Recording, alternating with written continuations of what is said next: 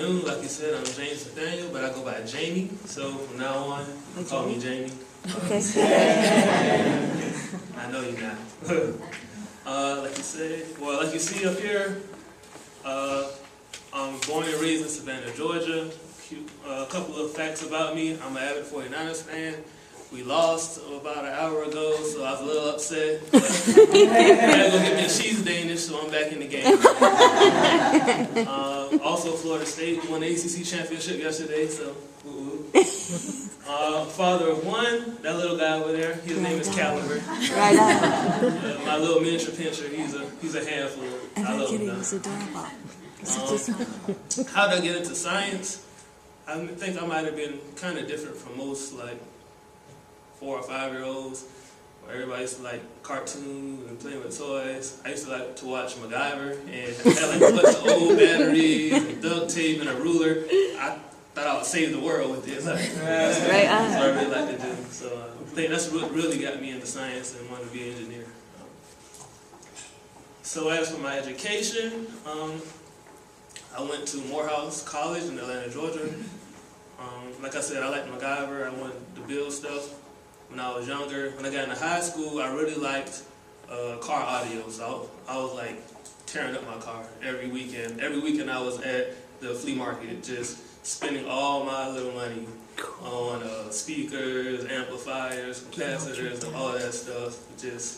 That's where all my money went. That was one of my large hobbies. As I got into college, I was thinking I wanted to be an electrical engineer, so I could continue that. I wanted to actually make the components instead of just being a consumer. I wanted to build these components and sell them. But then, after a while, I just kind of felt like there had to be more to life than just loudspeakers and TVs flipping down on the headrest and whatnot. So I really started feeling kind of heavy-hearted about like our energy situation. So I said, I could still do that with electrical engineering. Started taking engineering courses, and I was actually doing better in my physics courses, and I enjoyed them more, so I stuck with the physics. Excellent. I also went to Clark, Atlanta for my master's in physics. If you are not frequent with the Atlanta area, you have the AUC, the Atlanta University Center. It's pretty distinct. There are actually 4 universities, like, right there on each other. So you have Morehouse, Spelman, Clark, Atlanta, Morris Brown is still kind of there, and then you have the Interdenominational Theological. So they're actually all right there, a big hub for schools. So it's pretty cool to check out. And so now I'm at Drexel, where I'm studying material science and engineering. So a little bit about my research endeavors. In undergrad, I was a NASA scholar, Ronald McNair scholar. So I was fortunate to have summer experiences with NASA. I did 2. One was at NASA Langley and the other at Kennedy Space Center. So those were pretty cool. NASA Langley, I was working with a program called Develop. Develop was interesting just because it's a student-run program. Student-led also, so it's all about students. The students make their own projects and they go out and do it. And Develop is pretty cool too, because what they do is they actually try to take NASA technology and give it to the communities. Because we always read about it in the papers, but I feel like the communities feel like the government and NASA, like, and them, like there's just different separate entities.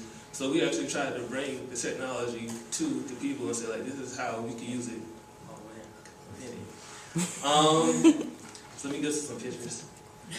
So at NASA, I worked also with Boeing on Delta IV rocket launch pad, so that's pretty cool. I also worked with GE, worked with turbines, on turbine sensors, sensitivities, try to target different problems. I also worked at Lawrence Livermore, which is pretty cool, with NIF, the National Initiative Facility. If you have anyone seen Wall Street 2, it's a pretty decent movie, but the cool thing about it is in that movie they actually kind of spotlight this project where they're actually trying to create a miniature sun on Earth, basically. It's the largest laser system in the world. They have this little pellet with ions, and they shoot it all together. Poof, it's fission. So it's pretty cool. Now, it's supposed to be, hopefully, it'll return to be one of our next generation fission, nuclear energy. I ran out of time. So this is just my research that I've done. I guess I'll be quiet. Jamie, thank you.